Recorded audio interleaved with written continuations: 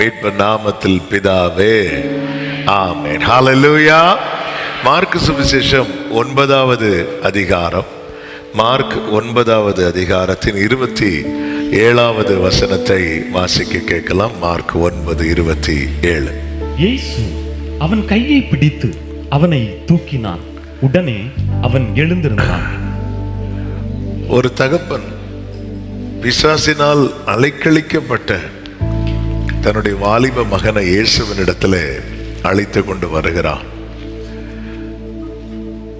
அவனுக்கு ஆண்டவர் செய்த காரியம்தான் இங்கு சொல்லப்பட்டிருக்கிறது.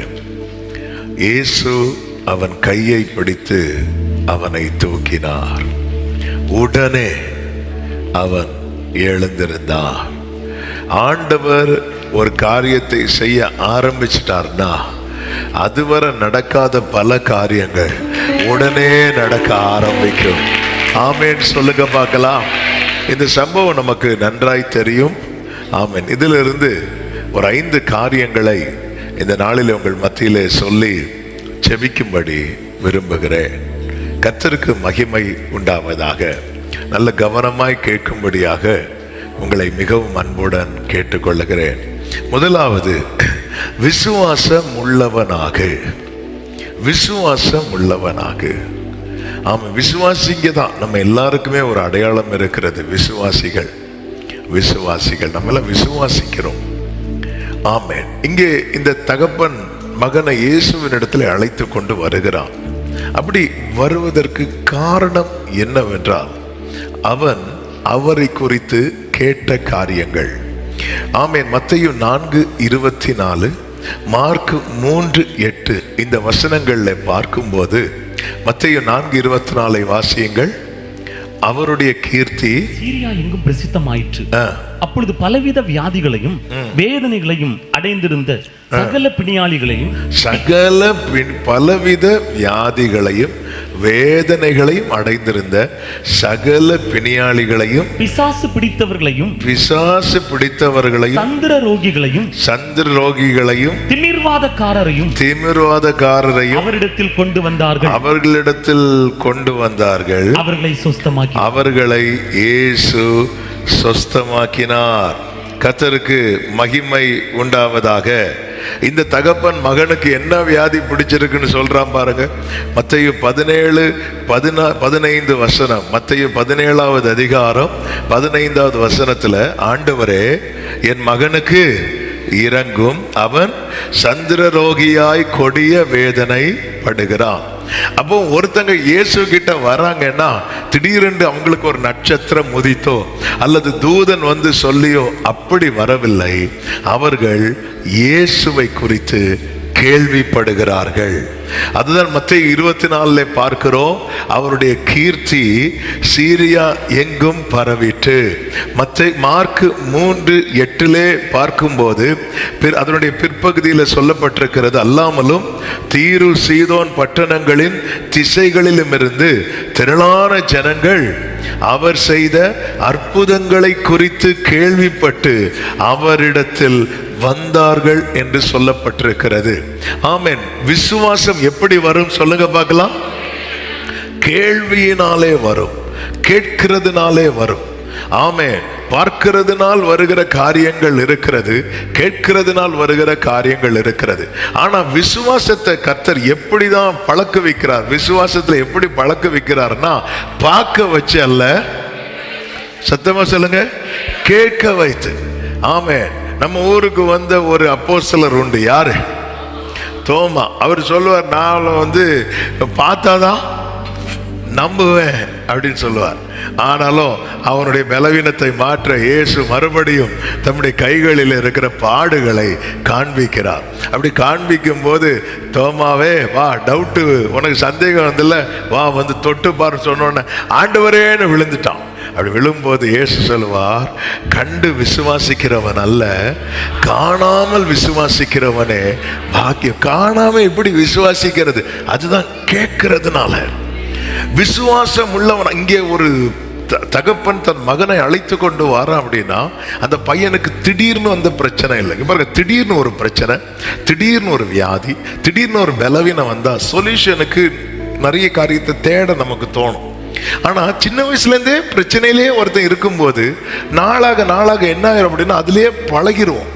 இந்த பலவீனம் என்பது, இந்த போராட்டம் என்பது திடீரென்று வந்ததல்ல, சின்ன வயசுலயே இருக்கு. சின்ன வயசுலயே இருக்கு. திடீர்னு ஒருத்தங்களுக்கு கண்ணு தெரியல அப்படின்னா எல்லா ஹாஸ்பிட்டல்லையும் போய் பார்ப்பாங்க. சின்ன வயசுல இருந்தே கண்ணு தெரியலன்னா அதை அப்படியே விட்டுருவாங்க. அதுக்கு அடுத்த வழி என்ன உண்டு அதுதான் பார்ப்பாங்க. இங்கே ஒரு தகப்பன் திடீரென்று இயேசுவின் இடத்துல பையனை கூட்டிட்டு வாரான் அப்படின்னா அவன் இயேசுவை குறித்து கேள்விப்பட்ட காரியம் அவனை எதுவாக மாற்றிவிட்டது என்றால் விசுவாசம் உள்ளவனாக மாற்றிவிட்டது. மார்க் 5:27 எடுக்க வேண்டாம். மார்க் 5:27 ஒரு 12 வருட பெரும்பாடுள்ள ஸ்திரீ இயேசுவை குறித்து கேள்விப்பட்டு போறா. அவளுக்கு அது ஒரு கேள்விப்பட்டதும் இயேசுவை குறித்து கேட்கும்போது அவளுக்குள்ள ஒரு ஃபெய்த் வருது. அந்த ஃபெய்த் எப்படிப்பட்ட ஃபெய்த்தா கன்வெர்ட் ஆகுது அப்படின்னா, எப்படிப்பட்ட ஃபெய்த்தா வெளிப்படுது அப்படின்னா, அவர் என்ன தொடணும்னு கூட இல்லை, நான் அவரை தொடணும்னு கூட இல்லை, அவருடைய வஸ்திரத்துல ஒரு ஓரத்தை தொட்டா போதும். ஆமா, இப்படி ஒரு விசுவாசம் எப்படி வந்துச்சு? கேள்விப்பட்டது. மார்க் 7:25 அசுத்த ஆவி பிடித்திருந்த ஒரு சிறு பெண்ணின் தாய், அந்த ஒரு ஸ்திரீ அவரை குறித்து கேள்விப்பட்டு வந்து அவர் பாதத்தில் விழுந்தாள் என்று சொல்லப்பட்டிருக்கிறது. இதே போலதான் இயேசுவின் இடத்துல ஓடி வர்றவங்க எல்லாம் எப்படி வராங்க அப்படின்னா அவரை குறித்து கேள்விப்பட்டு. இன்னைக்கு இந்த தகப்பன் வந்து இயேசுவினிடத்துல மகனை கொண்டு வருகிறான், மகனுடைய காரியத்தை கொண்டு வருகிறான். காரணம் என்னவென்றால் அவனுக்குள்ளே உண்டான விசுவாசம்.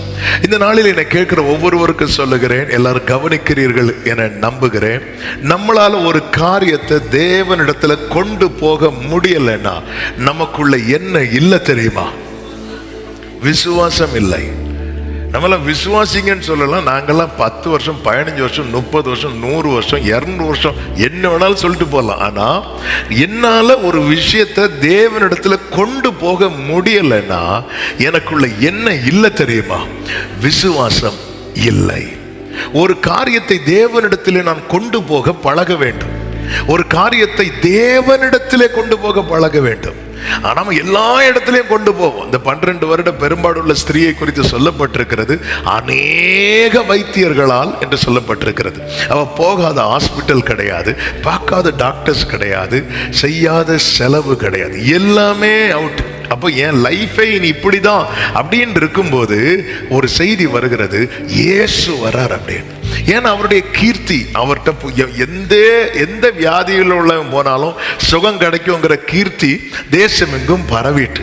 அப்போ இதை அவ கேள்விப்பட்டு அப்படியே தான். அதே போலதான் பர்தீமையும் எத்தனை கேட்டுமே, நீ உனக்கு இன்னும் சுகம் கிடைக்கலையா? யாராவது கேட்டிருப்பான், என்ன சுகம் கிடைக்கலையா? புரியலையே. இப்படி அவர் குருடருக்கெல்லாம் பார்வை கொடுக்கிறார். அப்படியா? யாரு? இப்படி இயேசுங்கிறவர். இவனுக்கு ஏதோ எப்படியோ இவன் பைபிள் கேட்டிருக்கிறான். இல்லைன்னா அவன் தாவீதின் குமாரனேன்னு சத்தம் போட்டிருக்க மாட்டான். ஏன்னா ஈசாயின் அடிமரத்திலிருந்து ஒரு வேர் துளிர்க்குங்கிறது ஏசாயாவில் சொல்லப்பட்டிருக்கிறது. சொல்லப்பட்ட இடத்துல என்ன சொல்லப்பட்டிருக்கும் தெரியுமா? அவர் குருடருடைய கண்களை திறக்கவும் இருக்கும். இவன் எப்படியோ இவன் வசனம் கேட்டிருக்கிறான். அவன் குருடருடைய கண்ணை ஒரு ஆள் திறக்கணும்னா அது யாராதான் இருக்கணும் தெரியுமா? தாவீதின் குமாரனாய் வருகிறவராய் மட்டும்தான் இருக்க முடியும். அப்படிங்கிற செய்தியை கேட்டுட்டு இருக்கும் போதுதான் திடீரென்று நிறைய காலடி சத்தங்கள் கேட்கிறது. நார்மலா இந்த ஏரியால 10 பேர் போவாங்கன்னா இன்னைக்கு ஒரு 50 பேர் 100 பேர் போறாங்க. என்ன கூட்டம் ஜாஸ்தியா இருக்குன்னு கேட்கும் போது சொல்றாங்க இயேசு அப்படிங்கிறான். உடனே கத்த ஆரம்பிக்கிறான். அவனுக்குள்ள அந்த ஃபெய்த் வருது பாருங்க. அவன் தன் காரியத்தை அவரிடத்தில் கொடுக்கிறான். இந்த வசனத்தை படிக்கும் போதெல்லாம் அடிக்கடி சொல்லுகிற ஒரு காரியம் உண்டு. அந்த வழியா போற எல்லாருக்கிட்டையும் இவன் பிச்சை தான் கேட்டான். ஒரே ஒருத்தர்கிட்ட மட்டும்தான் இவன் பார்வையை கேட்டான். ஹல்லேலூயா. எல்லார்ட்டையும் கேட்டு கிடைக்கல, இயேசுட்ட அப்படி அல்ல. என்னுடைய ஃபெய்த் என்ன தெரியுமா? இந்த காரியத்தை தர அவருக்கு மட்டும்தான் முடியும். இந்த காரியத்தை செய்ய அவருக்கு மட்டும்தான் முடியும். மற்றவங்க கேட்டா என்ன? அவனுக்கு வாழ்வாதாரம், அவன் 4 பேர், அவனுக்கு வேலை செய்ய முடியாது, கண்ணு தெரியாது, உட்கார்ந்து அவன் பிச்சை தான் கேட்கணும். எல்லார்ட்டையும் ஐயா ஏதாவது போட்டு கொடுங்க, ஏதாவது போடுங்க, இப்படிதான் கேட்டிருப்பான். ஆனா இயேசு கிட்ட மட்டும் வந்து ஆமா, இன்னைக்கு என் காரியத்தை இயேசுவினிடத்துல கொண்டு போக முடிகிறதா? அப்படி முடியலன்னா எனக்குள்ள எது குறைவா இருக்கிறது, எது தாழ்ச்சியா இருக்கிறது தெரியுமா? விசுவாசம். அப்ப விசுவாசத்துல நான் வளர செய்ய வேண்டியது என்ன? வேதம் அழகாய் சொல்லுகிறது, விசுவாசம் கேள்வியினாலே வரும். இவங்க எல்லாம் கேள்விப்படுகிறார்கள். இயேசுவை குறித்து அதிகம் கேளுங்கள், அவருடைய வார்த்தைகளை அதிகம் கேளுங்கள். இந்த வார்த்தைகள் எல்லாம் ஆம் என்றும் ஆமேன் என்றும் இருக்கிறது. இதுல ஒரு பொய் கூட கிடையாது. நம்புறவங்க கைகளை உயர்த்தி சத்தமா ஆமேன் சொல்லுங்க பார்க்கலாம்.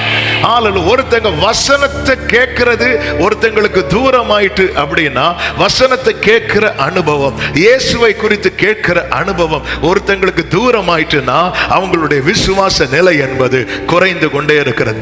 எண்ணெயில திரி வைப்பாங்க, பார்த்திருக்கீங்களா?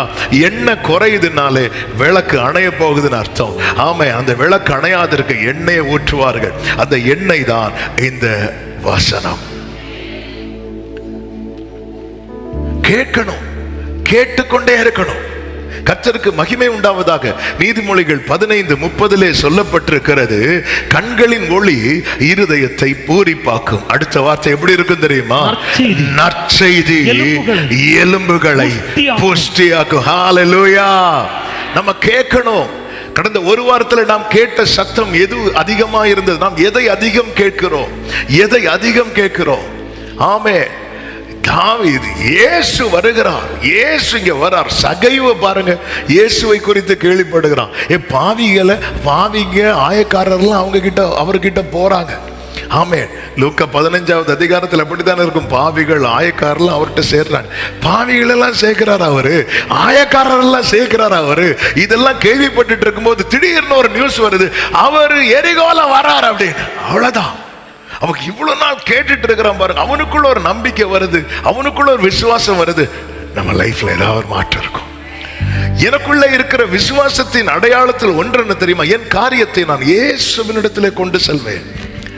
ஆமா, நான் அநேக ஃபைலை மூடிதான் வச்சிருக்கிறேன். ஆனாலும் அந்த விசுவாசம் என்ன செய்கிறது? என்னை திரும்ப அவரிடத்துல கொண்டு செல்ல வைக்கிறது, கொண்டு செல்ல வைக்கிறது. இஸ்ரவேலருக்கும் பெலிஸ்தியருக்கும் யுத்தம் நடந்து கொண்டிருக்கிறது. ஒரு நாள் 2 கூட்டத்தாரும் அணிவகுத்து நிற்கும் போது பெலிஸ்தியர் நடுவில் இருந்து ஒருவன் எழுந்து புறப்பட்டு வருகிறான். அவன் பெயர் என்ன? கோலியாத். நீங்களும் ஆன்சர் பண்ணணும்னா உங்க தாராள மனசு அவங்க பண்ணட்டும்னு விட்டு இருக்கீங்க, அப்படி விடக்கூடாது. நீங்களும் ஆன்சர் பண்ணணும். அவங்களுக்கு நிறைய தாராள மனசு உண்டு. ஹல்லேலூயா. அவன் பேர் என்ன? கோலியாத். கோலியாத் வந்து நின்று சொல்றான், ஒத்தைக்கு வா அப்படிங்கிறான். நீங்க உங்க டீம்ல இருந்து ஒரு ஆள் அனுப்புங்க. நான் தோத்துட்டேன்னா நாங்க எல்லாம் உங்களுக்கு அடிமை, நீங்க தோத்துட்டீங்கன்னா நீங்க எல்லாம் எங்களுக்கு அடிமை. இப்படி சொல்லும் போது யாருக்குமே நிக்க முடியல. எல்லாரும் ஓடுறாங்க.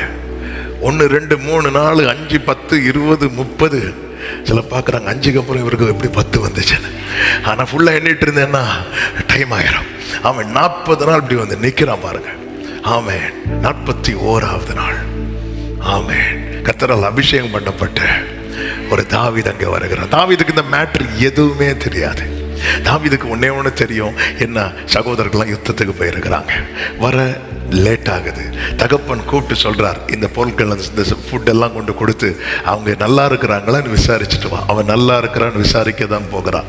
அது வரைக்கும் நான் இங்கே வருவதற்கு ஒரு முகாந்திரம் உண்டெல்லாம் தாவீதுக்கு தெரியவே தெரியாது.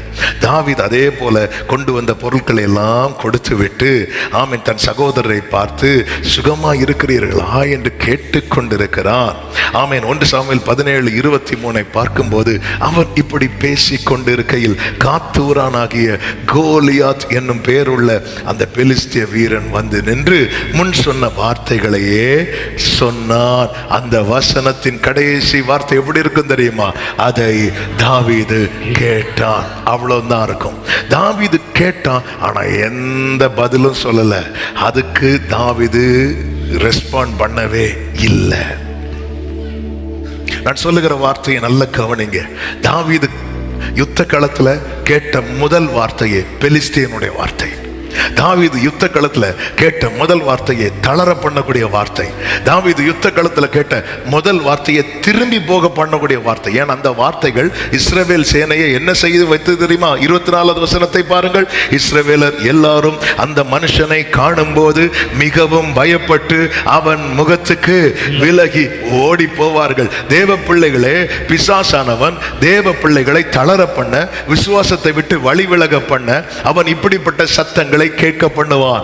எனவேதான் ஆண்டவராகிய இயேசு சொல்லுவார், என் ஆடுகள் அந்நிய சத்தத்துக்கு என்ன செய்யும் தெரியுமா?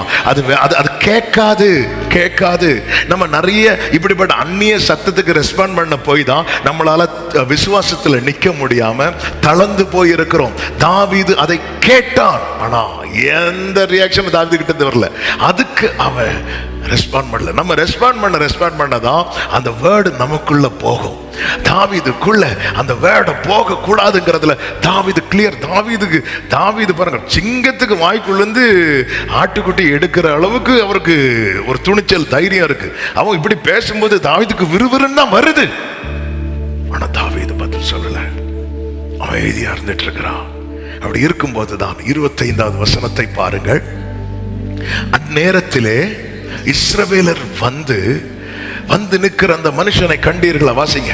இஸ்ரவேலை நிந்திக்க வந்து நிற்கிறான். இஸ்ரவேலை நிந்திக்க வந்து நிற்கிறான். அவனை கொல்லுகிறவன்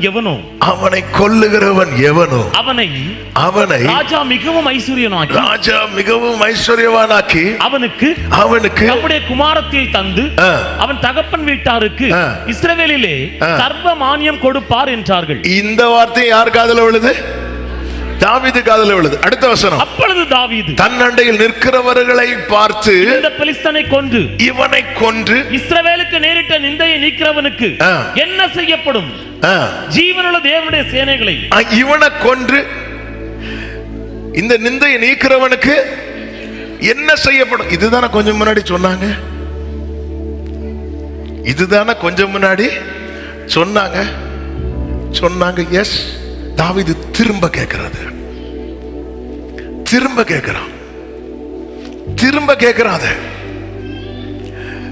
பெலிஸ்தியன் சொன்ன காரியத்தை திரும்ப கேட்க விரும்பல.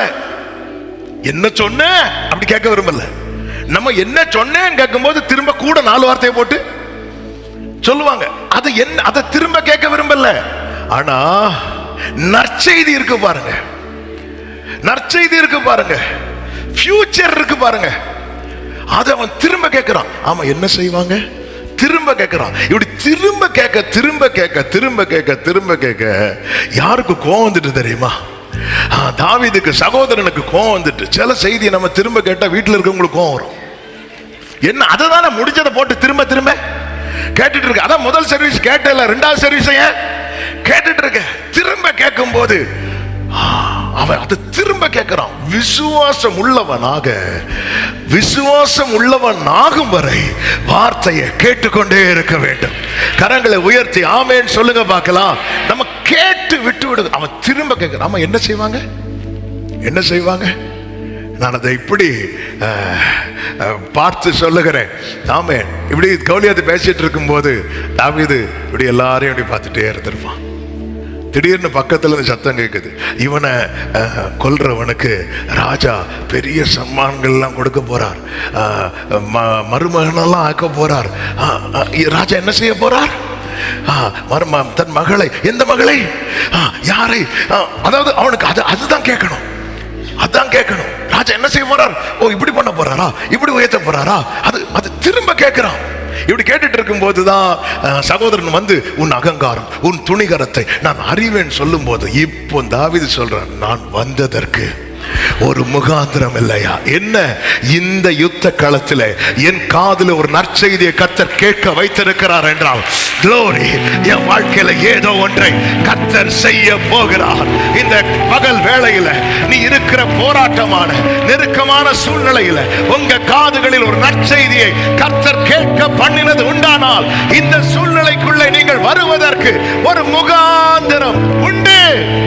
சத்தமா விசுவாசிக்கிறவங்க கைகளை உயர்த்தி ஆமென் என்று சொல்லி 29 அவனை விட்டு 29 நான் வந்ததற்கு ஒரு முகாந்திரம் இல்லையா என்று சொல்லி அவனை விட்டு வேறொருவனிடத்தில் திரும்பி அந்த பிரகாரமாகவே கேட்டான். மீண்டும் கேட்கிறான். அதாவது என்ன விசுவாசம் நம்பிக்கை இருக்குல்ல, இதோட சேர்ந்து வரக்கூடியதான் தைரியம், பலன். அவனுக்குள்ள அந்த faith, அது எழும்பி அவன் எலும்புகளை புஷ்டியாக்க, அவன் தூரத்தில் இருந்து வரும் நற்செய்தி விடாய்த்த ஆத்துமாவை சம்பூர்ணம் அடைய பண்ணும் என்று வேதம் சொல்லுகிறது. நீதிமொழிகள் 25:25 தூரத்திலிருந்து வரும் நற்செய்தி விடாய்த்து போன ஆத்துமாவை, குளிர்ந்த தண்ணீர், விடாய்த்த ஆத்மாவுக்கு கிடைக்கும் குளிர்ந்த தண்ணீருக்கு சமாதானம். விடாய்த்த ஆமே. ஹalleluya. ஃபர்ஸ்ட் சர்வீஸ்ல ஒரு காரியத்தை சொன்னேன். கல்ஃப் கண்ட்ரீஸ்ல ஒரு குறிப்பிட்ட நாட்டுக்கு ஊழியத்துக்காக போயிருந்தேன். பல இடத்துக்கு ஆண்டவர் போக வச்சிருந்தாலும் ஒரு குறிப்பிட்ட நாட்டுக்கு ஊழியத்துக்கு போகும்போது அந்த இடத்துல மினிஸ்ட்ரி ஸ்டார்ட் பண்ண ஆரம்பிச்சதும் வேர்டு இந்த மடையை திறந்து விட்டது போல வந்துட்டே இருக்கு. ஜனங்க ஆரவாரம் என்ன, அவ்வளவு கண்ணீர் கழிப்பு. வேர்டு 1 மணிக்கு ஒரு செய்தி 1:30 மணிக்கு ஆகுது, போயிட்டே இருக்குது. அப்போ மீட்டிங் முடிஞ்சு பக்கத்தில் ஒரு பாஸ்டர் இருந்தார். அவர்கிட்ட சொன்னேன், என்ன ஃப்ளோ, பயங்கரமான ஃப்ளோவாக இருக்குன்னு சொல்லும்போது அவர் சொன்ன வார்த்தை, அது நாங்கள் காஞ்சி கிடக்கிறோம் பாஸ்டர் அப்படின்னாங்க. அதாவது நாங்கள் காஞ்சி கிடக்கிறோம். இந்த இது எங்களுக்கு அங்கே ஒரு மீட்டிங்கே எங்களுக்கு ஒரு பெரிய சேலஞ்சான காரியம், வசனமே. அப்போ இந்த இடத்துல நீங்க எவ்வளவுதான் ஊற்றினாலும் ஆமே, அங்க ஊத்திட்டு திரும்பி பார்க்கக்குள்ள இங்கே தானே சிலருக்கு இலையில சாப்பாடு வச்சு திரும்புறதுக்குள்ள காணாம போகும் தெரியுமா? அப்படி ஊத்திட்டு திரும்பி பார்க்கறதுக்குள்ள இங்கே தானே இவ்வளவு தண்ணி ஊத்துறோம். ஆமே, தூரத்திலிருந்து ஒரு நற்செய்தி, ஒரு செய்தியை தாவீது தான் ஜெயிப்பதற்கு இந்த யுத்த களத்திலிருந்து நான் முதுக காட்டி ஓடக்கூடாது, நான் ஜெயித்தவனை தான் திரும்பணும். அதுக்கு எனக்கு என்ன தேவை? எனக்கு விசுவாசம் தேவை. அந்த விசுவாசம் எப்படி வரும்? கேட்கறதுனால வரும். அந்த விசுவாசம் வரது வரைக்கும் தாவீது யார் என்ன சொன்னாலும் பரவாயில்ல, யார் நிந்தித்தாலும் பரவாயில்ல, அவன் திரும்ப திரும்ப திரும்ப திரும்ப திரும்ப திரும்ப கேட்டு கொண்டிருந்தான். அதுவரை வந்து நின்ற கோலியாத் அதன் பிறகு வந்து நிற்க கர்த்தர் விடவில்லை. ஆமென். நீ ஆபத்து காலத்தில் சோர்ந்து போவாயானால் உன் பலன் குறுகி போயிட்டு, உங்க விசுவாசத்தை ஆமென் அவர் ஆரம்பித்திருக்கிறார். இனி வளர பண்றதுக்கு தான் அவர் தண்ணீராகிய இந்த வசனத்தை அனுப்பி கொண்டே இருக்கிறார். கடந்த ஒரு வாரத்தில் நாம் அதிகம் கேட்ட சத்தம் எது? எப்படிப்பட்ட சத்தம்? ஐயோ, இது நடக்கல, இது போச்சு, இது கிடைக்காது, இனி அவ்வளவுதான். யூடியூப தொட வழியில தொட்டா யுத்தம் யுத்தம் யுத்தம், அலறல் சத்தம். எங்க நம்மளை சுத்தி நடக்கிற சத்தம் நம்மை தளர பண்ணி, நம்மை குறுக பண்ணி, நம்முடைய எல்லாம் இதோட போச்சுங்கிற நிலைமை தானே, இந்த நிலையில் தானே ஆமென் விடாய்த்த ஆத்துமாவே குளிர பண்ண ஆமென் ஒரு தண்ணீர் எப்படி தேவையோ அது போல ஒரு நற்செய்தி அவர் அனுப்பி கொண்டிருக்கிறார். அனுப்பின செய்தியை தாவீது எப்படி அதை விசுவாசம் உள்ளவன் ஆகிறான் பாருங்க. திரும்ப திரும்ப திரும்ப நீங்க விசுவாசம் உள்ளவன் ஆகாத வரைக்கும் உங்க மேல இருக்கிற அபிஷேகம் அப்படியே தான் இருக்கும், உங்க மேல இருக்கிற கிருபை அப்படிதான் இருக்கும், உங்க மேல இருக்கிற அழைப்பு, உங்க மேல இருக்கிற கிருபை, உங்க மேல இருக்கிற அபிஷேகம் உங்களுக்கு கை கொடுக்கணும்னு விரும்புறீங்களா? விசுவாசம் உள்ளவர்கள் ஆகுங்கள். அது எப்படி செயல்படுகிறது என்பதை அன்னைக்கே பார்ப்பீங்க. இனி ஒரு 10 நாள் அல்ல, இனி ஒரு 20 நாள் அல்ல, இனி ஒரு 30 நாள் அல்ல. திரும்ப திரும்ப வசனத்தை கேட்கணும். கேட்டு கேட்டு கேட்டு இப்போ இந்த மேட்டர் எங்க வர பேசப்படுது தெரியுமா? சவுல் இடத்தில் பேசப்படுகிறது. சவுல் சமூகத்தில் இப்போ தாவீது வந்து நிற்கிறான். எப்படி தாவீது விசுவாசம் எங்க கொண்டு விட்டுச்சு பாருங்க. இந்த வார்த்தை எங்கிருந்து பேசப்பட்டதோ, எங்கிருந்து வெளிப்படுத்தப்பட்டதோ, சவுல் தானே சொல்லுவாரு, அவனை கொல்றவனுக்கு நான் இதை பண்ணுவேன். அந்த இடத்துல இப்ப தாவீது வந்து நிற்கிறான். ஆமென். நமக்கு தூரத்திலிருந்து வார்த்தை வருகிறது. இந்த வசனத்தை ஆமென் நீங்க விசுவாசித்து உறுதியா நின்னீங்கன்னா உங்க காரியம் தான் தேவ சமூகத்தில் பார்த்துக் கொள்ளப்படும். அதாவது கொஞ்சம் யோசிச்சு பாருங்க, அந்த இடத்துல எத்தனை பேர் இருப்பாங்க. அப்ப எல்லாரும் கோலியாத்துக்கு மேல ஒரு பயம் இருந்தாலும் எல்லாருக்கும் ராஜாவுக்கு மருமகன் ஆகிறது மேல ஒரு ஆசை இருக்கிறது. எத்தனை பேர் ஆசைப்பட்டாலும் யாருடைய ஃபைல் தான் கையில் எடுக்கப்பட்டது தெரியுமா? இந்த விசுவாசிச்ச தாவீதுனுடைய ஃபைல் தான். தாவீது அவன் யுத்தத்துக்கு ப்ரிப்பேர்டா போகல. அப்படின்னா அவன் வேற மாதிரி போயிருப்பான். அவன் நார்மலா மெய்ப்பன் போடுகிற ட்ரெஸ், இடுப்புல எப்பவுமே ஒரு கவுன் வச்சிருப்பார், ஒரு அடப்பையும் வச்சிருப்பார், ஒரு இன்ஸ்ட்ருமெண்ட்டும் வச்சிருப்பார். ஆனா இங்க இன்ஸ்ட்ருமெண்ட் எடுத்துட்டு போனதாட்டு தெரியவில்லை. ஆமென். இவ்வளவுதான். இதுல யுத்தத்துக்கு போறது மாதிரியா இருக்கு இல்ல. ஆனா செய்தி வருது பாருங்க, செய்தி வருது பாருங்க. நம்ம தொய்ந்து போகும்போது நாம் ஆண்டவரே எனக்கு என்கிட்ட ஏதாவது பேசுங்க, பேசின வார்த்தை எனக்குள்ள ஃபெய்த்தை கொடுக்கணும். கொடுக்கலையா நான் அதை திரும்ப கேட்கணும், இதெல்லாம் செய்யாம ஆண்டவரே என்னை விசுவாசம் உள்ளவன் ஆக்கும் அப்படி சொன்னாலும் ஆக முடியாது. இப்படிதான் சீஷர்கள் கேட்பாங்க, எங்களை விசுவாசத்திலே வர்த்திக்க பண்ணும். உடனே ஆண்டவர் நான் வச்சுக்கோ அப்படியே சொன்னார் இல்ல.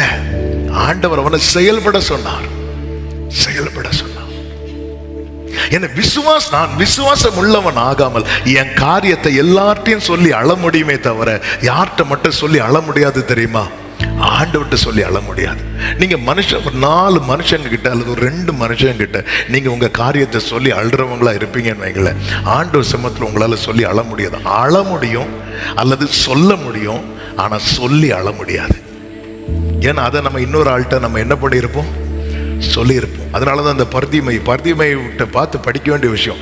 வர வழியில வர ஒருத்தன்ட்ட கூட எனக்கு பார்வை தாங்கன்னு கேட்கவில்லை. அந்த விஷயத்த நான் பெண்டிங்ல வச்சிருக்கிறேன். அது யார்கிட்ட கேட்கணுமோ அவர்கிட்ட தான் கேட்பேன். மற்றவங்கள்ட்ட கேட்க வேண்டியதெல்லாம் கேட்கிறேன். ஐயா எனக்கு ஏதாவது கொடுங்க ஐயா, ஏன்னா எனக்கு வேற வாழ்வாதாரம் இல்லை. அது அவன் இப்போதைக்கு பார்வை கிடைக்கிறது வரைக்கும் அவனுக்கு தொழில் என்ன தொழில் தான்? பிச்சை எடுக்கிற தொழில் தான். அவன் உட்கார்ந்து இருக்கிறான், கேட்கிறான். அதனாலதான் ஏசு அவனை கூப்பிட்டு சொல்றாரு, கேட்கிறாரு, உனக்கு நான் என்ன செய்ய வேண்டும் அப்படின்னு கேட்கிறார். ஒரு 2 பன்னும் ஒரு டீயும் தாங்க ஆண்டவரே. கேட்டானா? கேட்கல. ஆண்டவரே எனக்கு பார்வையை தாங்க. ஆமென். ஆண்டவர் நிதிரம் சொல்லார், நீ விசுவாசித்தபடி உனக்கு இந்த விஷயத்தை எத்தனை பேர் அதட்டுனாங்க, ஒருத்தங்க கிட்ட கூட வைக்கல. நீங்க ஆண்டவர் குறித்து கேட்க கேட்க கேட்க உங்களுக்குள்ள எழும்புற விசுவாசம் எந்த நிலையில கொண்டு போய் விடும் தெரியுமா? இந்த விஷயத்தை நான் இனி எந்த மனுஷன் கிட்டையும் வைக்க மாட்டேன். இந்த காரியத்தை நான் என் கர்த்தர் இடத்தில் தான் வைப்பேன். இந்த தாவீது அதனால ரெண்டு காரியத்துல ரொம்ப கவனமா இருக்கிறான். ஒரு காரியம் இந்த விசுவாசத்தை தூண்டுகிற காரியத்தை கேட்க விரும்புகிறான். இன்னொரு காரியம் விசுவாசத்தை அவன் அடிக்க நினைக்கிற காரியத்தை கேட்க விரும்பல. அவன் சகோதரன் சொல்கிறான், உன் துணிகரம் தெரியும், அது தெரியும், உன்னை பத்தி தெரியாதா? அப்படி இப்படி பேசும்போது நான் வந்ததற்கு ஒரு முகாந்திரம் இல்லையா என்று சொல்லி அவனை விட்டு 1 சாமுவேல் 17:30 அவனை விட்டுட்டான். திருப்பி அங்கிருந்து கேட்டுட்டு இருந்தா மொத்தத்துல போய் கோலியாத்து கிட்ட தாவீதே வாலண்டியரா போய் அவன் இப்படி பேசுறதுக்கு அந்த பட்டயத்தை எடுத்து நீ வேணா குத்து அப்படி இல்ல, அவனை விட்டு போயிட்டான். பவுலை பாருங்கள். அப்போஸ்தலனாகிய பவுல் அப்போஸ்தலர் 19வது அதிகாரம் 8-9 வசனங்களிலே, பின்பு பவுல் ஜெப ஆலயத்தில் பிரவேசித்து தைரியமாய் பிரசங்கித்து 3 மாதம் அளவும் தேவனுடைய ராஜ்யத்துக்கு அடுத்தவைகளை குறித்து சம்பாஷணை பண்ணி எடுத்தீங்கன்னா வாசித்து சிலர் கடினப்பட்டு சம்பாஷணை பண்ணி புத்தி சொல்லி கொண்டு வந்தான். 9வது வசனத்தை கவனியுங்கள். சிலர் கடினப்பட்டு அவிசுவாசிகளாகிய கூட்டத்துக்கு அப்படியே பாஸ் பண்ணுங்க, நல்ல கவனமா கேளுங்க. அறியாமையில அவிசுவாசியா இருப்பாங்க பாருங்க. அறியாமையில அவங்களெல்லாம் நம்ம அணைத்துக் கொள்ளணும். அதாவது பைபிள் சொல்லுகிறது, விசுவாசத்துல பலவீனமா இருக்கிறவனை சேர்த்து கொண்டு. ஆனா சிலர் கடினப்பட்டு என்ன வந்தாலும் நான் இதை இப்படிதான் இருப்பேன் அப்படி இருக்கிறாங்க பாருங்க. இவங்க என்ன பண்ணுவாங்க தெரியுமா? நம்பி இருப்பாங்க தெரியுமா? அவங்கள நிந்திச்சுட்டே இருப்பாங்க. சிலர் கடினப்பட்டு அவிசுவாசிகள் ஆகி கூட்டத்திற்கு முன்பாக இந்த மார்க்கத்தை நிந்தித்த போது பவுல் என்ன பண்றார் பாருங்க. நான் வாசிக்கிறேன். அவன் அவர்களை விட்டு விலகிறான். இதான் ரொம்ப முக்கியம். ஆமென். என்னுடைய ஃபெய்த்தை பரியாசம் பண்ணுவாங்க, என்னுடைய விசுவாசத்தை நிந்திப்பாங்க. ஆனா நான் திருப்பி அதிலே இருந்துட்டு இருந்தேன்னா நான் டவுன் ஆயிருவேன். அதனால பவுல் என்ன பண்றாருன்னா அவர்களை விட்டு விலகிறான். தாவீது தன் சகோதரன் தன்னை நிந்திக்கிறான், அவனை விட்டு விலகிறான். இன்னைக்கு சில காரியத்தை விட்டு விலகாததுனால சபைக்குள்ள எழும்பின விசுவாசம் வீட்டுல போனதும் டவுன் ஆயிட்டு. விலகணும்னா உடனே டைவர்ஸ், அப்படி இல்லை. விலகணும் தெரியும், அந்த சத்தம் இனி என் காதுல விழவிடக்கூடாது. நான் அவன் உடனே வேற ஏதாவது. இயேசுவை பார்த்திருக்கீங்களா? சில காரியத்தை அவரை குற்றம் கண்டுபிடிக்கணும்னே பேசும்போது அவர் சும்மா வேற ஏதோ பண்ணிட்டு இருப்பார். திடீர்னு பார்த்தா மண்ணில், ஆமா, சில பார்த்து எங்க வீட்டு முன்னாடி மண்ணில் இருந்தா நாங்களும் விளையாடி இருப்போம். இல்ல, அவர் அந்த மைண்ட் அதுலயே வைக்கல. இயேசு கிறிஸ்து சொந்த ஊர்ல போகும்போது ஜீசஸே அப்படிதான் பண்றாரு. இவன் தச்சனுடைய குமாரன் அல்லவா? இயேசு விலகி போயிட்டாருன்னு இருக்கு பைபிள்ல. அங்க நிறைய பிணியாளிகள் வராங்க. அங்கே அவர் ஒரு அற்புதமும் அதுக்கெல்லாம் டைம் இல்லை, அப்புறம் பார்த்துக்கலாம் சொல்லிட்டு கிளம்பிட்டார். அவர் கிளம்பிட்டார். ஆண்டவரே, நீங்க இப்படி கிளம்பிட்டீங்கன்னா அவங்க சொல்லுவாங்க இயேசுவால் அது கூடாதுன்னு சொல்லிட்டு போட்டு அவர் கிளம்பிட்டார். நம்மள டவுன் ஆக்குறான் சுத்தி இருந்து. பவுல் பாருங்க, அவர் விசுவாச வீரன், எல்லாம் ரைட்டு தான். அவர் விலகுனது மட்டும் இல்ல, அவன் வார்த்தையை கேட்டு கொஞ்சம் விசுவாசிச்சுட்டு இருந்தாங்க பாருங்க. ஆமென். சிறு சீஷரை அவர்களிலிருந்து பிரித்து கொண்டு தீரன்னு என்னும் ஒருவனுடைய வித்தியாசாலையில அங்க போய் அவன் பேசிட்டு இருக்கிறான். வேண்டாமா? வேண்டாம். சிலர் இருக்கிறாங்க தெரியுமா, எக்கேறு கட்டு போட்டு நான் போயிடுறேன், என் குடும்பம் எப்படி போனா எனக்கு என்ன, நான் வந்துடுவேன். அப்படி இல்லை. அவன் அதுல உத்தரவாதம் எடுக்கிறான். ஒரு பவுலுக்கு நிக்க முடியல. பவுல் பார்க்கறான், நம்மளே டவுன் ஆக்க பாக்குறாங்க. அப்ப விசுவாசத்துல இப்போ எழும்பனவன் அவனே நம்ம கூட்டிட்டு போவோம், கூப்பிடுறான், வாங்க நம்ம இங்கிருந்து போயிடுவோம். வேண்டாம் வேண்டாம் வேண்டாம், இதெல்லாம் கேட்க வேண்டாம். சில காரியம் அதனாலதான் அந்நிய சத்தத்துக்கு விலகி ஓடுமா. அது என்னன்னு கேட்பாங்க. சில பிள்ளைங்க பாருங்க, நல்ல ஸ்பிரிச்சுவலா தான் வளருவாங்க. சில சொந்தக்காரங்க என்ன பண்ணுவாங்கன்னா எதையாவது ஃபீட் பண்ணி விடுவாங்க. ஒரு மாசம் அல்லது 2 மாசம் அல்லது 2 வாரம் சொந்தக்காரங்க வீட்டில் போய் நிற்பாங்க பாருங்க. அவங்க எதையாவது ஊட்டி விட்டுருவாங்க. அதுவரை பைபிள் படிச்ச பிள்ளை அதுக்கப்புறம் பைபிள் படிக்காது. அதுவரை ஜெபிச்சுட்டு இருக்கிற பிள்ளை அதுக்கப்புறம் ஜெபிக்காது. அதுவரை ஆண்டவரை நம்பிட்டு இருக்கிற பிள்ளை அதுக்கப்புறம் கேள்வி கேட்க ஆரம்பிச்சிடும். உண்மையிலே ஆண்டவர் இருக்கிறாரா? ஆண்டவரை படைத்தது யார்? என்ன ஒரு விஞ்ஞானி! ஏதோ ஒன்று ஃபீட் பண்ணிடுவாங்க. அப்ப பவுல் பாருங்க, அவர் நான் என்ன காக்குறது மட்டும் இல்ல, என் கூட இருக்கிறவங்க என் வார்த்தையை கேட்டு நம்பிட்டு வரான் 4 பேர், அவனும் காக்கப்படணும். அவர்களை பிரித்து பவுல் தூரம் போனான். பவுல் அந்த இடத்துல இருந்து அப்பாலே போ சாத்தானே அவங்கள துரத்தல. நம்மளை எப்போ எந்த காரியம் டவுன் ஆக்கும்னு நமக்கு தெரியும். எப்பவுமே நீங்க பாருங்க, அடிக்கடி சொல்ற எக்ஸாம்பிள், ஒரு செடி உண்டு. அந்த செடிக்கு பேர் டச் மீ நாட். அது எப்படி சொல்லுவாங்க? தொட்டா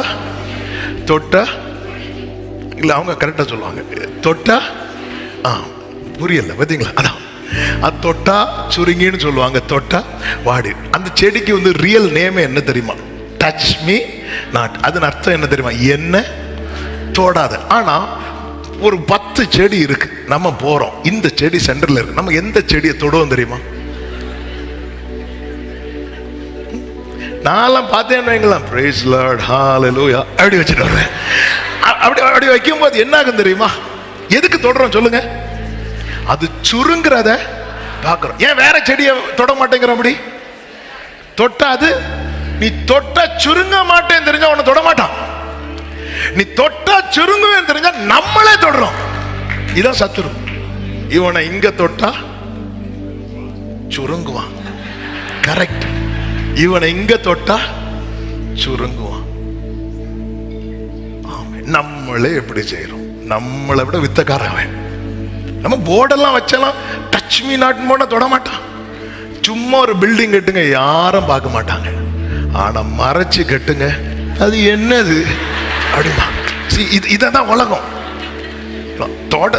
தொடாத இந்த செடிக்கு பேரு நம்ம அதை எப்படி மாத்தி வச்சிருக்கோம் தெரியுமா? தொட்டா அது பேர் தொடாத. இந்த செடிக்கு பேரு தொடாத. ஆனா நம்ம பார்த்தா அது சுருங்கலன்னா சங்கடமாயிரும் நமக்கு. ஒழுங்கா வைக்கல. ஆமே. பிள்ளைங்கள்லாம் கூட்டு காட்டு, அது டச் பண்ணு, அது சுருங்கலடி, ஒழுங்கா வைக்கலடி, அதுக்கு மேல அது கிட்ட கொண்டு போ. இப்படிதான் சத்துரு பண்ணிட்டு இருப்பான். இவனெல்லாம் தொட முடியாது. கிட்ட போய் அவனை பார்த்து கொஞ்ச நேரம் சிரிச்சிட்டு இப்படி இவ்வளவு வை, அவ்வளவுதான் சுருங்கிடுவான். ஆமே, கொஞ்ச நேரம் அவங்கள பார்த்து சிரிக்காம சுருங்கிடுவான். எத்தனை பேர் இப்படி சுருக்கிறான் தெரியுமா? இந்த விசுவாசம் தான் என் ஆண்டவர்கிட்ட நெருங்க வைக்கும். இந்த தகப்பன் ஆண்டவரிடத்துல வருவதற்கு காரணமே அவன் விசுவாசம் உள்ள வரான். தன் பிள்ளையை தூக்கிட்டு வரான். காரியத்தை இன்னைக்கு 5 காரியம் தான், ஆனாலும் இந்த ஒரு காரியம் ரொம்ப முக்கியமான காரியமானதுனால இதை நான் சொல்ல, நம்முடைய காரியத்தை கரெக்டா ஆண்டவர்கிட்ட கொண்டு போக முடியல.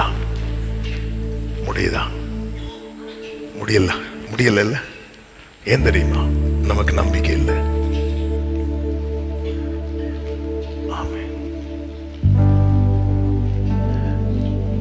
என் பாதையெல்லாம் அந்தகாரம் சூழ்ந்தாலும், வாழ்க்கை முடிந்தது மறுவாழ்வு இல்லை என்றாலும், என்னை தேற்றுவதற்கு யாரும் இல்லை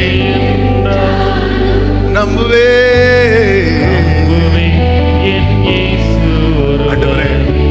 ஆண்டவர் ஏன் வார்த்தைகளை தருகிறார்? வசனத்தை எதுக்கு தர்ற தெரியுமா? பலப்பட. அப்படி பலப்பட்டு வாழ்ந்தவன் தான் யார் தெரியுமா? தாவீது.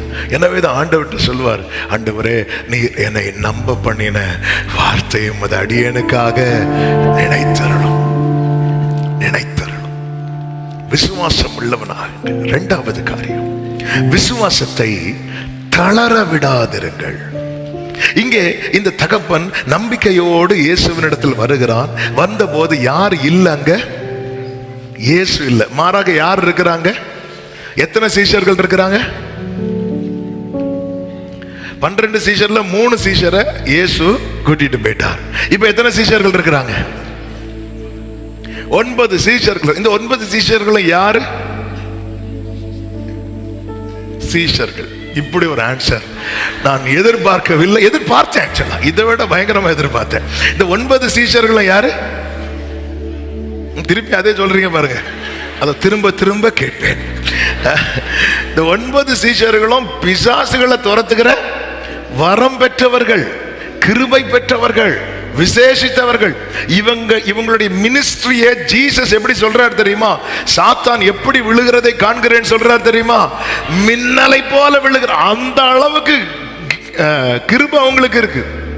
அப்போ இங்க போகும்போது இப்போ ரொம்ப கிருபை பெற்றவங்க இருக்கும்போது பல நேரத்தில் நமக்கு என்ன தோணும் தெரியுமா? இயேசு இல்லைன்னாலும் பரவாயில்ல, பாஸ்டர் இருந்தா போதும். 9 பாஸ்டர் ஜெபம் பண்ணியும் அவனுக்கு நடக்கல. விசுவாசம் உள்ளவனாகும் போது, நம்ம விசுவாசம் உள்ளவர்கள் ஆயிட்டோம்னு வைங்களேன், அடுத்து நமக்கு வருகிற சோதனை என்ன தெரியுமா? விசுவாச பரீட்சை. அந்த பரீட்சை என்ன தெரியுமா?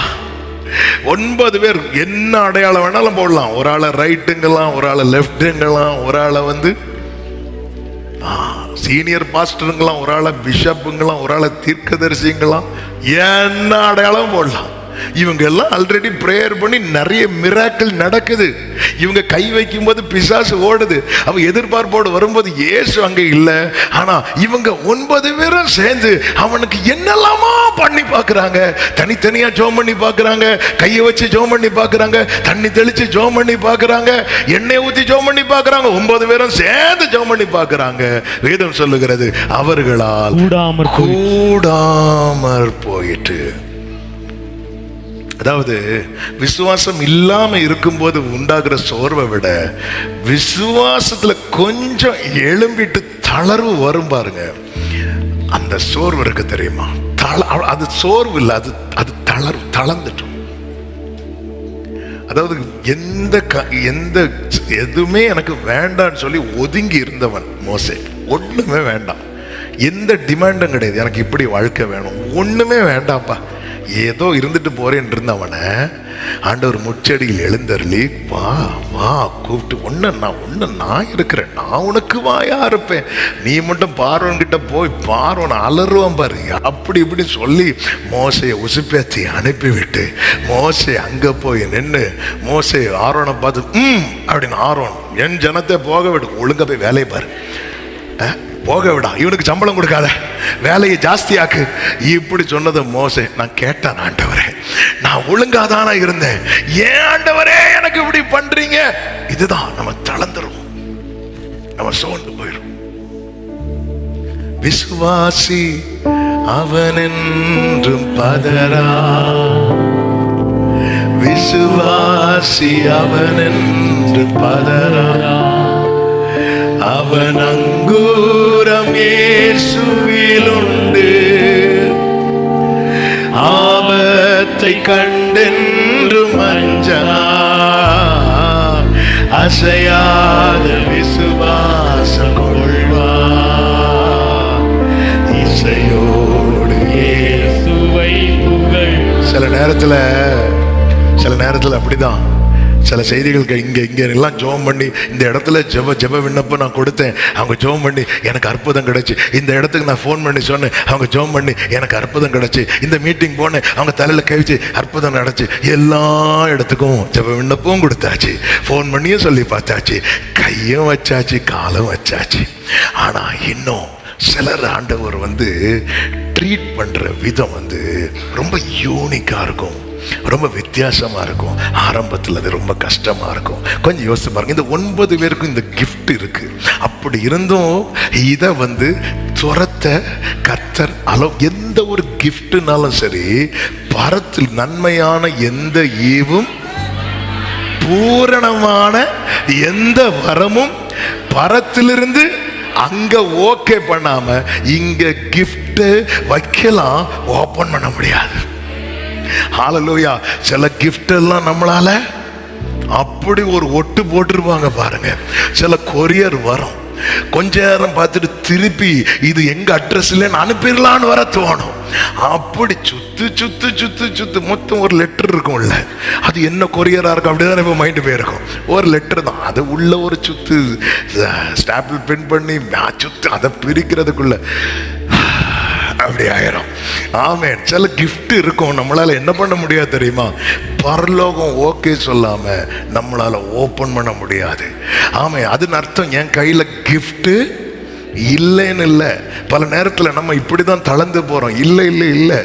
ஆமென் ஆமென். அதனாலதான் சீஷர்கள் எங்களுக்கு அந்த கிருபை தாங்கன்னு கேட்காம எப்படி கேட்டாங்க தெரியுமா? எங்களால ஏன் கூடாம போயிட்டு, நீ அவசரப்பட்டு இழுத்து பார்த்த வரல, மொத்தத்தில் லாக் ஆயிட்டு பொறுமையா இருந்து, அதான் ஜெபத்தினாலும் சில பார்த்துருக்கீங்களா? சிலதெல்லாம் அவசரப்பட்டு இழுப்பாங்க, மொத்தமா லாக் ஆகி, சிலர்லாம் கீயை போற வேகத்துல டோருக்குள்ள போட்டு திருப்பாங்க, உடஞ்சி உள்ள இருக்க பாதி கையில் எடுப்பான். கொஞ்சம் பொறுமையா திறந்திருந்தா நீ இருந்து உபவாசத்தினாலும் ஜெபத்தினாலுமே அன்று இதெல்லாம் உனக்கு அவசரப்பட்டு.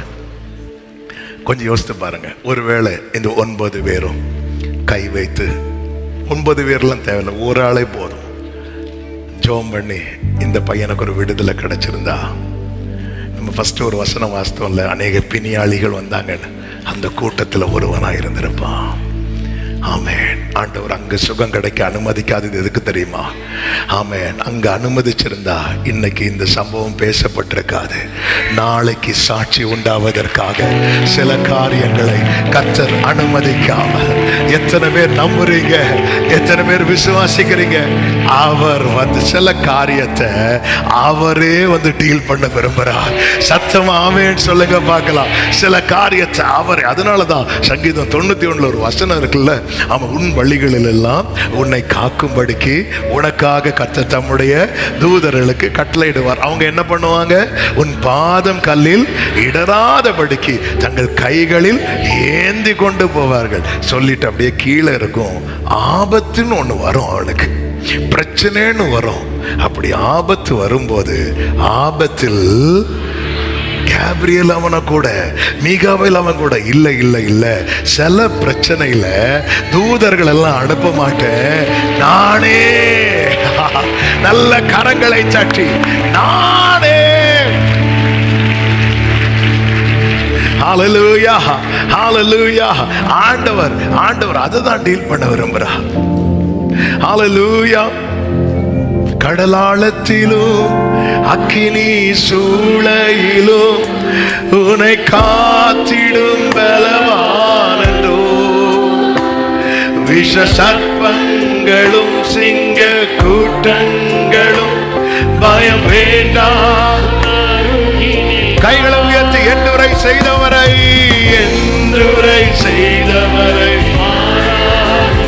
ஓடலாரதடரல.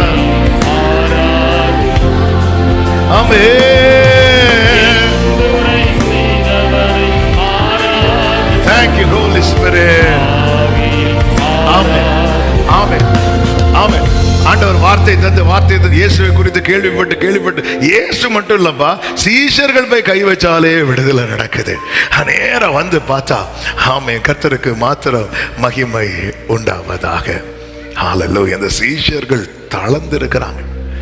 சீஷர்கள் நினைச்சிருப்பாங்க ஒழுங்கா அவர் கூட மேல போயிருந்திருக்கலாம். ஆமென். பகல் ஃபுல்லா மினிஸ்ட்ரி, நைட்டு இயேசு போகிறார். நம்ம நினைக்கலாம் ஒருவேளை ஏன் இந்த பேதுரு யோவான் யாக்கோபு மட்டும் கூட்டிட்டு போற, அவங்க என்ன ஸ்பெஷலா அப்படின்னு. இல்லை, நீங்க நல்லா கவனிச்சீங்கன்னா தெரியும், இந்த 3 பேரும் அவர் கூட எங்கேயும் போறதுக்கு ரெடியா இருக்கிறாங்க. அதான் விஷயம். அவைலபிளா இருக்கிறவனுக்கு எப்பவுமே ஆப்பர்ச்சுனிட்டி கிடைச்சிட்டே இருக்கும். இதுதான் கிங்டம் உடைய பெரிய ஒரு காரியம். அவைலபிளா ஒருத்தங்க இருக்கிறாங்க அப்படின்னா யாரை அனுப்புவேன், யார் போவா, நான் இருக்கிறேன் ஆண்டவரே, வா நீ வா, அவ்வளவுதான். நீ யாரு, உங்க அப்பா பேர் என்ன, நீ எந்த சர்ச்சு, நீ எந்த பைபிள் காலேஜ், இப்படிலாம் அவர் கேட்க மாட்டார். அவைலபிளா இருக்கிறவனுக்கு, அவைலபிளா இருக்கிறவன் யார் தெரியுமா? அன்பு கூறுகிறவன். ஹalleluya. நீ என்னிடத்தில் அன்பா இருக்கிறாயா, அவ்வளவுதான், எஸ் லார்ட் வா அப்படின்ட்டார். அவைலபிளா இருக்கிறவங்களுக்கு கிங்டம்ல வேலை இருந்துட்டே இருக்கும். ஆமா, பரலோக ராஜ்யத்துல ஏதாவது ஒண்ணு செய்யணும்னு நினைக்கிறீங்களா, அவைலபிளா இருங்க. அதனாலதான் ஏலி இல்ல, ஏலி வந்து சாமுவேல்ட்ட என்ன சொல்லுவா தெரியுமா? இனி அவர் ஏதாவது கூப்பிட்டா என்ன சொல்லணும் தெரியுமா? சொல்லும் அடியன். அவ்வளவுதான். அதன் அர்த்தம் நான் அவைலபிளா இருக்கிறேன் ஆண்டவரே. ஆமா, பையன் மேல பையனை பலிபீடத்துல படுக்க வச்சுட்டு கத்திய ஓங்கும் போது ஆபிரகாம் அப்படின்னு சொல்லுங்க இப்படியா சொன்னாரு? இல்ல, அடியே அப்படின்ட்டாரு. என்னங்க நீங்க பண்ணதையும் பண்ணிட்டு கத்திய ஓங்கினதுக்கு அப்புறம் ஆபிரகாம் சாராள்னு கூப்பிட்டு இருக்கிறார். இல்ல அடியன், அவன் ரெடி. எந்த சிச்சுவேஷன்ல இருந்துட்டு ரெடி. எஸ் எஸ், அவ்வளவுதான். ஆமென். ஆண்டவர் பாரு, இந்த 3 பேரை கூட்டிட்டு போறார். மற்ற சீஷர்கள் நினைச்சிருப்பாங்க, எப்பா பேதுரு நினைச்சிருப்பார் ஒழுங்கு அங்க வந்து தூங்கி இருக்கலாம்ல.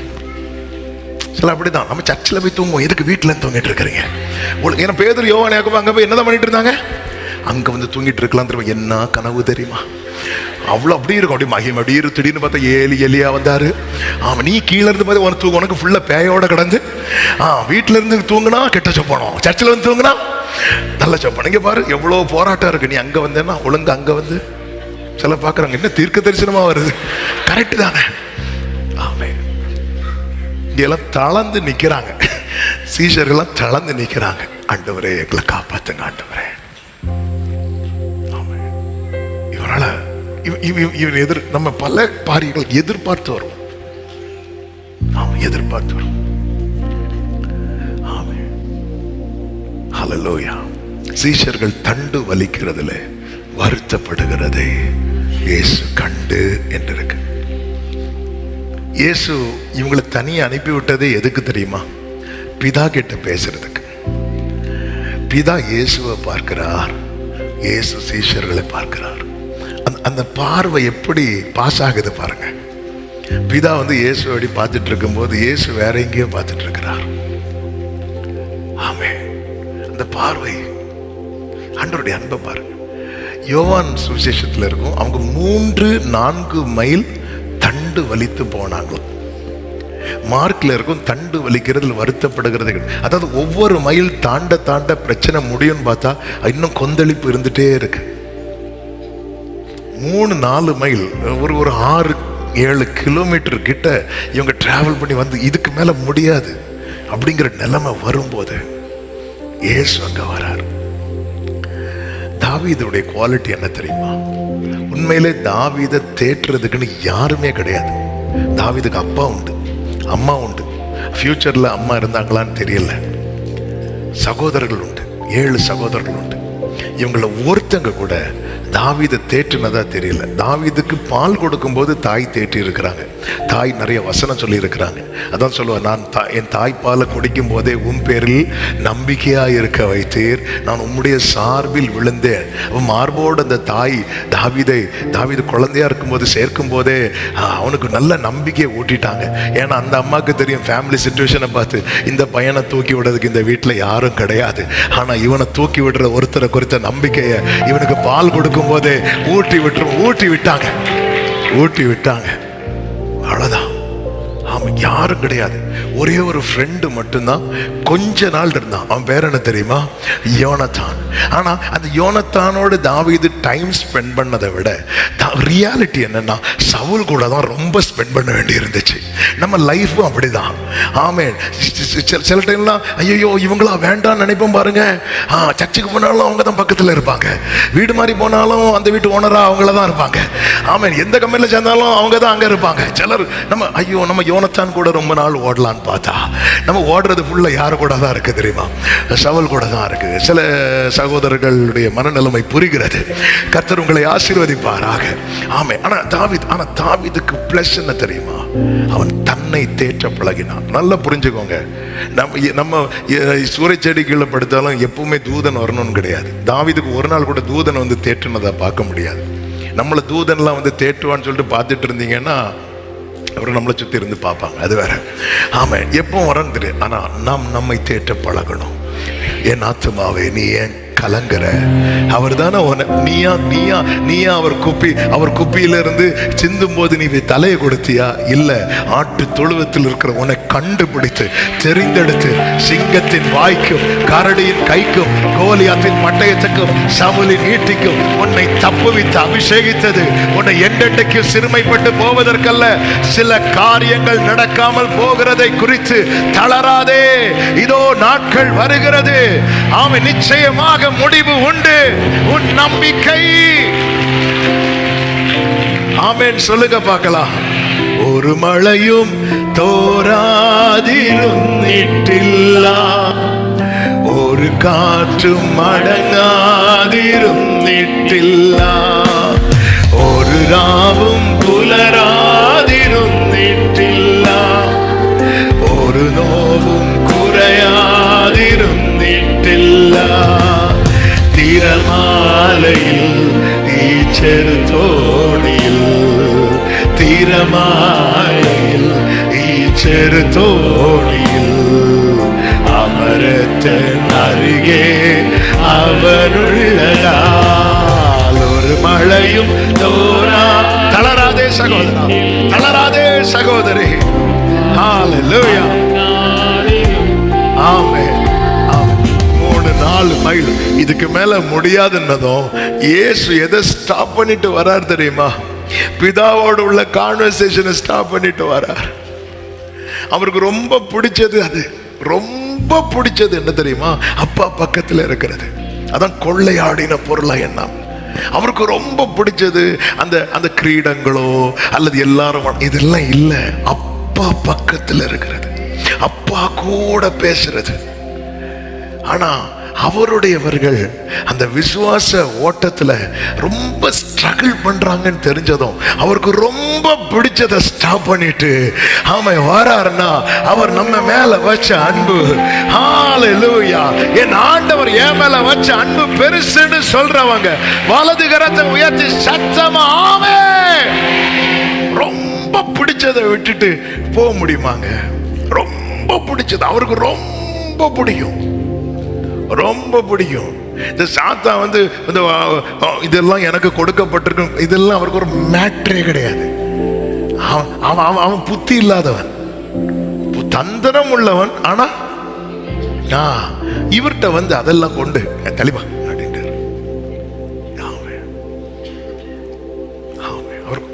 ரொம்ப இயேசுக்கு ரொம்ப பிடிச்சது என்ன தெரியுமா? அந்த பிதா பக்கத்துல அவருக்கு அதுதான் அவர் சொல்ல, நீ ஏன் கூட இருப்ப அப்படின்னு. பரலோகத்துல நான் உன் கூட இருப்பேன்னு சொல்லல, நீ ஏன் கூட. ஏன்னா எனக்கு யார் ரொம்ப பிடிக்கும்? எனக்கு பிதாவையும் பிடிக்கும், எனக்கு இப்போ உன்னையும் பிடிக்கும், நான் 2 பேரையும் விட மாட்டேன். ஹல்லேலூயா. என்ன அன்புங்க. ஆமென். ஆண்டவருடைய அன்பு. நம்ம என்ன, ஐயோ நான் நினைச்ச இந்த காரியம் எனக்கு தடைப்பட்டுட்டு ஆண்டவர் என்ன நேசிக்கல, இந்த காரியம் எனக்கு கிடைக்கல, ஆண்டவர் என்ன, நம்ம இப்படியே வச்சிட்டு இருக்கிறோம். இதெல்லாம் எவ்வளவு, இதெல்லாம் இது அறியாமை. ஆண்டவரே மேல நீங்க வச்ச அன்பு பெருசுப்பா. உங்க அன்பு பெரியது, உங்க இரக்கம் பெரியது, உங்க கிருபை பெரியது. மூன்றாவதாக, அவிசுவாசத்துக்கு இடம் கொடாதிருங்கள். அவிசுவாசம் வரும். சில காரியங்கள் 9 பரிசுத்தவான்கள் 9 அப்போஸ்தலர் சேர்ந்து ஜெபம் பண்ணியும் இன்னும் அவனை அந்த பிசாசு அலக்கழிச்சிட்டு தான் இருக்குன்னு சொல்லும் போது நமக்கு என்ன வரும்? அவிசுவாசம் வரதான் செய்யும். 1 ஆகஸ்ட் 2 ஆகஸ்ட் இல்ல, என்னைக்கு இங்க ஆகஸ்ட் ஜெபம் தொடங்கிச்சோ அன்னையிலேருந்தே நாங்க இருக்கிறோம். இன்னும் எங்களுக்கு எப்பத்தாவும் பொய்யாச்சு. எங்களுக்கு இன்னும் வாசல் திறக்கலன்னு வரும்போது என்னதான் வரும்? அவிசுவாசம் வரும். இடம் கொடுத்துறாதீங்க. ஏன்னா அந்த சந்தேகம் இருக்குல்ல, சந்தேகம், ஒருவன் சந்தேகத்தோடு கேட்டா அவரிடத்திலிருந்து பெற்றுக்கொள்ளவே முடியாது. ஏன்னா சந்தேகத்தோடு கேட்கிறவன், யாக்கோபு 1:6 எப்படி சொல்லப்பட்டிருக்கிறது? காற்று சந்தேகப்படுகிறவன் காற்றினால் அடிபட்டு அலைகிற கடலின் அலைக்கோப்பா இருக்கிறான். சில அலையெல்லாம் பார்த்திருக்கீங்களா? அப்படி பெருசா எழும்பி வரும்போது கரையில் நிக்கிறவங்க ஓடுவாங்க, ஆனா கரைக்கே வராது. அது கரைக்கே வராது. ஏன்னா காற்று என்ன பண்ண தெரியுமா? அது ஒண்ணு இல்லாம ஆக்கிறோம். இந்த சந்தேகம் என்ன தெரியுமா செய்யும்? நம்முடைய ஜெபத்தை, நம்முடைய விண்ணப்பத்தை ஆண்டவர் சமூகத்திலே கொண்டு போய் சேர்க்காது. இதான் விஷயம்.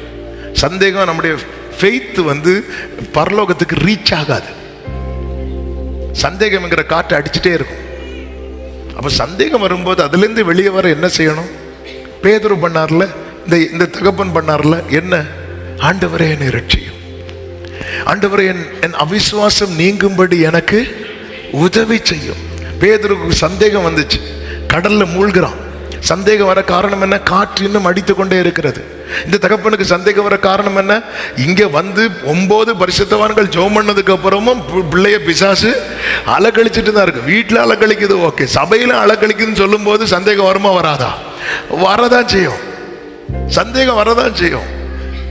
ஆண்டவர்கிட்ட கேட்கிற, ஆண்டவரே விசுவாசிக்கிறேன்ப்பா, ஆனா என் அவிசுவாசம் நீங்கும்படி எனக்கு உதவி செய்யும். இதுதான் கெஞ்சுகிறது. பைபிள்ல ஒரு வாசகம், இயேசு மலை உபதேசத்தை ஸ்டார்ட் பண்ணும் போது அவர் சொன்ன முதல் வேர்டு என்ன சொல்லுங்க பார்க்கலாம்?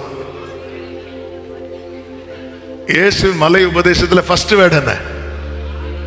கரெக்ட். அது ரொம்ப எளிமையா சொல்றீங்க. ஆவியில் எளிமை உள்ளவர்கள், poor in spirit. poor in spiritனா என்ன தெரியுமா? தேவை உள்ளவர்கள். எனக்கு எப்பவுமே அவருடைய ஒத்தாசை தேவை, எனக்கு எப்பவுமே அவருடைய உதவி தேவை. இந்த தேவை உள்ளவங்க எப்பவுமே பாருங்க இப்படிதான் நிற்பாங்க. ஜாபட ஏதாவது இருக்கா இப்படி கேட்பாங்க. வீட்டுல தேவை உள்ளவங்க இல்ல, அம்மா இப்படி இருக்கணும் ஆண்டவர்கிட்ட எப்பவுமே.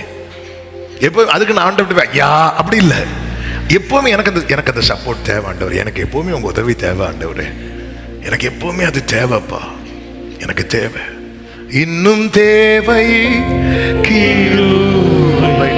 இப்படி இருக்கணும் ஆண்டவர்கிட்ட. நம்ம கொஞ்சம் ஜெபம் பண்ணி கொஞ்சம் அப்படி வந்ததும் அவ்வளவுதான். இல்ல இல்ல, எப்பவுமே, அதாவது நம்மை சார்ந்து எதுவுமே நம்ம வைக்க கூடாது, அவரை சார்ந்து எல்லாத்தையும் வைக்கணும். இப்படிதான் இப்படிதான். அதான் எனக்கு அவர் தேவை ஆண்டவரே, எப்பவுமே அவர்கிட்ட எப்பவுமே. அதான் பாருங்க, இவன் பார்க்கறான், எனக்கு அவிசுவாசம் நீங்கும்படி செய்யும், ப்ளீஸ் ப்ளீஸ் கெஞ்சிடும். சந்தேகத்துக்கு இடம் கூடாது இருங்கள். 4, விசுவாசத்தில் நிலைத்திருங்கள். விசுவாசத்தில் நிலைத்திருக்க என்ன செய்யணும் தெரியுமா? இவன் பாருங்க, பையனை கூட்டிட்டு வரான், இன்னும் சுகம் கிடைக்கலன்னதும் அவன் திரும்பி போகாம இன்னும் ஆண்டவர் சமூகத்தில் இருக்கிறான் பாருங்க. 18 வருஷம் ஆகியும் கூன் மாறல, ஆனால் அவன் ஆண்டவர் சமூகத்தில் இருக்கிறான் பாருங்க.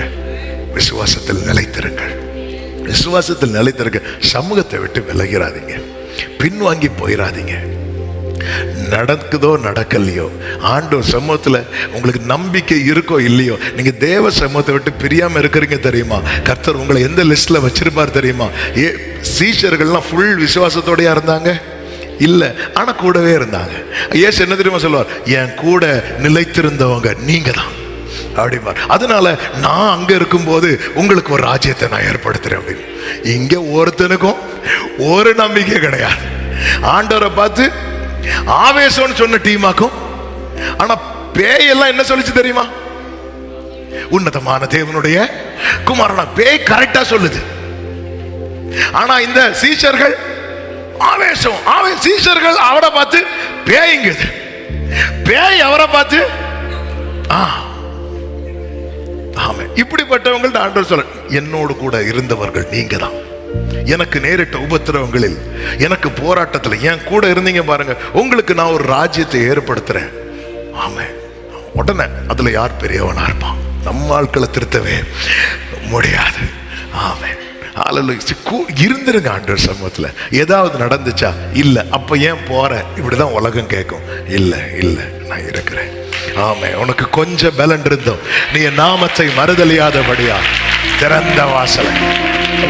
ஐந்தாவது ஒரு வார்த்தையை சொல்லி ஜெபிக்க விரும்புகிறேன். உன் விசுவாசம் பேசப்படும். இந்த வசனத்தை நல்லா கவனிங்க. இந்த 2 வசனத்தை வாசித்து அப்படியே ஜெபிக்கலாம். 9வது அதிகாரத்தின் 22, 23 வசனங்கள். இவனை கொல்லும்படிக்கு ஆண்டவர் கேட்கிறார், இவனுக்கு இது எவ்வளவு காலம் இருக்கிறது அப்படி சொல்லும் போது அவன் சொல்றான், சின்ன வயசுல இருந்தே இருக்குது. இவனை கொல்லும்படிக்கு அது அநேகம் தரம் தீயிலும் தண்ணீரிலும் தள்ளிற்று.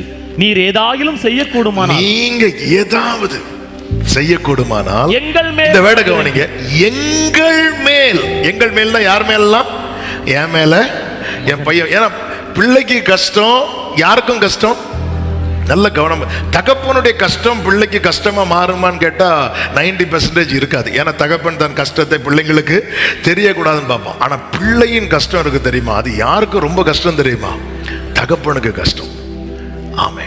அதனாலதான் எங்களுக்கு, எங்கள் மேல் மனம் இறங்கி எங்களுக்கு உதவி செய்யும் அப்படிங்கிற சொல்லும் போது இயேசு சொல்றாரு, அவனை நோக்கி நீ விசுவாசிக்க கூடுமானால் ஆகும் அப்படிங்கிற. அதன் அர்த்தம் என்ன தெரியுமா?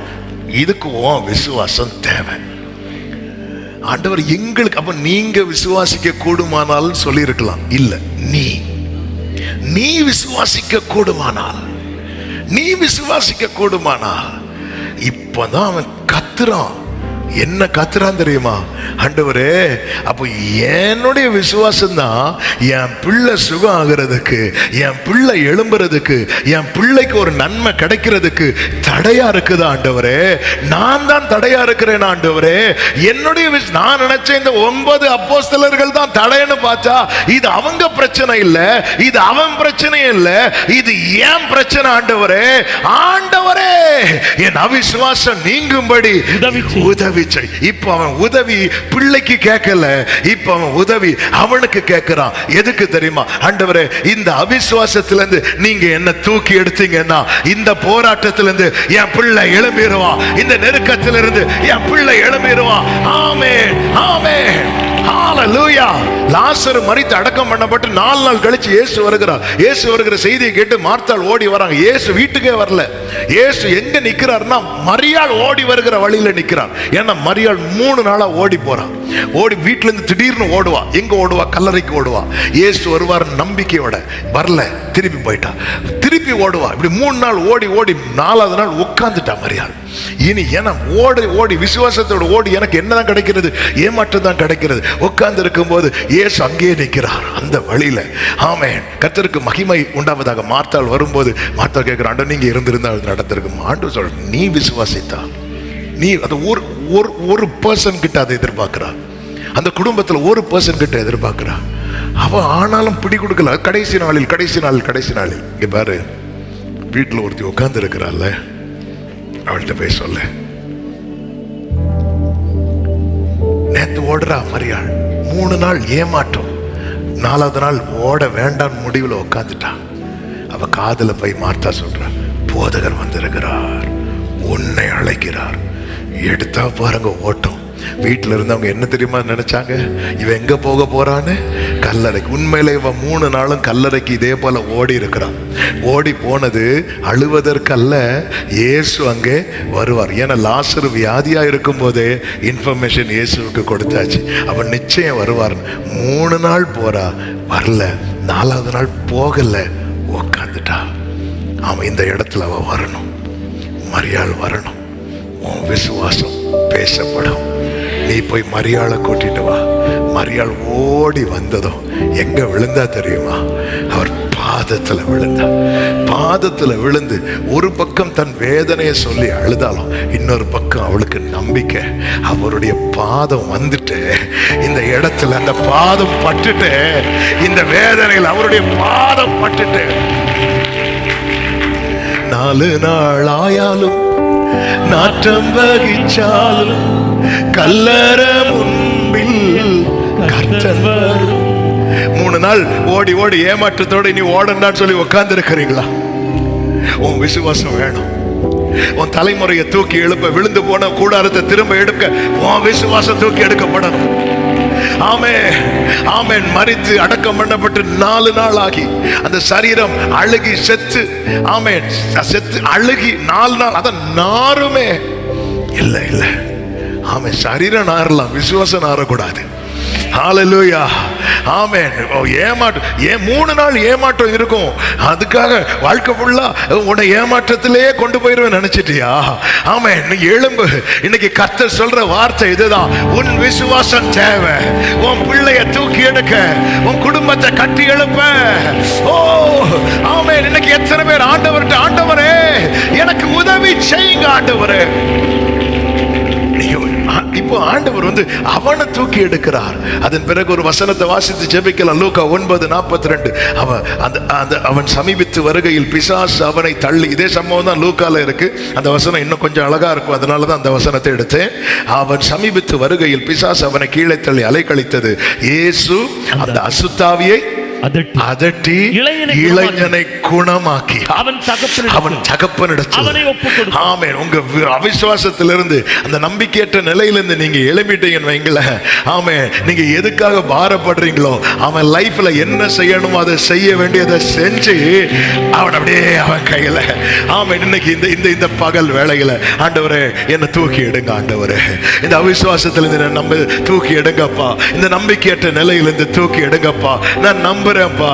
3 நாள் எனக்கு ஏமாற்றத்தை கொடுத்தது உண்மைதான். ஆனா 4வது நாளிலே அன்று எப்படி நீர் ஒரு மாற்றத்தை கொடுத்தீரோ, என் வாழ்க்கையில ஒரு மாற்றத்தை கொடுப்பீர் என நான் நம்பி இருக்கிறேன் ஆண்டவரே. எனக்கு கேட்கிற அன்பு சகோதரா சகோதரி, ஆமே, உங்க எதிர்காலத்துக்கு, உங்க தலைமுறைக்கு, ஆமே, உங்களுடைய ஒவ்வொரு காரியத்துக்கும் உங்களுடைய விசுவாசம் அவர் பார்க்கிறார். ஆண்டவர் சார், நீ விசுவாசிக்க கூடுமானால் ஆகும் அப்படிங்கிற. உன் பையன் விசுவாசிக்கணும் சொல்லல. இந்த இடத்துல இது டெஸ்ட், அவனுக்கான டெஸ்ட் இல்ல, உனக்கான டெஸ்ட். ஆண்டவரே நான் டவுன் ஆறேன்ப்பா. டவுன் ஆறீங்களா? கெஞ்சுங்க, என்னை தூக்கி எடுங்கப்பா. ஆமென். அவர் விழுகிற யாவரையும் தாங்கி மடங்கடிக்கப்பட்ட யாவரையும் தூக்கி விடுகிறார். இன்னைக்கு நம்பிக்கையோடு ஒப்பு கொடுத்து விசுவாசத்தோடு புறப்பட்டு செல்லுங்கள். எப்படி அந்த மகனை கர்த்தர் குணமாக்கி கொடுத்தாரோ, உங்க ஃபியூச்சரை கர்த்தர் குணமாக்குவார். உங்க தலைமுறையை கர்த்தர் குணமாக்குவார். உன் பிள்ளைகள் கர்த்தரால் போதிக்கப்பட்டு உன் பிள்ளைகளுடைய சமாதானம் பெரிதா இருப்பதை நீ காண்பாய். உன் கூடாரத்தில் மீண்டும் களிப்பின் சத்தம், மணவாளனின் மணவாட்டின் சத்தம் கேட்கிறதை நீ காண்பாய். ஆமென். சொல்லுங்க பார்க்கலாம். எல்லாரும் எழுந்து நிற்கலாமா? കാണുന്നു ഞാൻ വിശ്വാസത്താൽ എൻ മുൻപിൽ ചെങ്കടൽ രണ്ടാകുന്നു. കാണുന്നു ഞാൻ. எல்லாரும் எழுப்பின, எல்லாரும் விசுவாசத்தோடு நல்ல கைகளை தட்டி பாடுவோம். ஆமென். കാണാത്ത കാര്യങ്ങൾ ഗ്ലോറി വിശ്വസിച്ചിടുന്നു എൻ കർത്താവേ.